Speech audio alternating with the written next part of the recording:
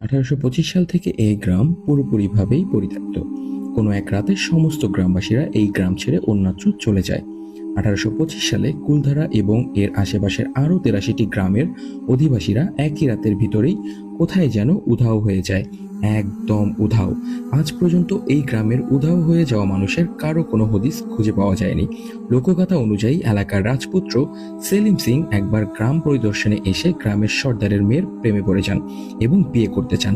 যুবরাজ হুমকি দেয় যদি তার সাথে সর্দারের মেয়ের বিয়ে না দেয় তবে গ্রামের উপর প্রচুর কর ধার্য করা হবে।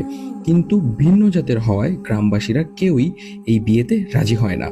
সালিম সিং এর সাথে বিয়ে ঠেকাতে গ্রামের সর্দার এবং অন্য 83টি গ্রামের লোক সহ সবাই গ্রাম ত্যাগ করে অন্যত্র চলে যাওয়ার সিদ্ধান্ত নেন। কিন্তু রহস্যটা হলো কেউই এতগুলো মানুষের বাড়িঘর ছেড়ে চলে যেতে দেখেনি, বা কোথায় তারা গিয়েছে কেউ জানে না। তারা এক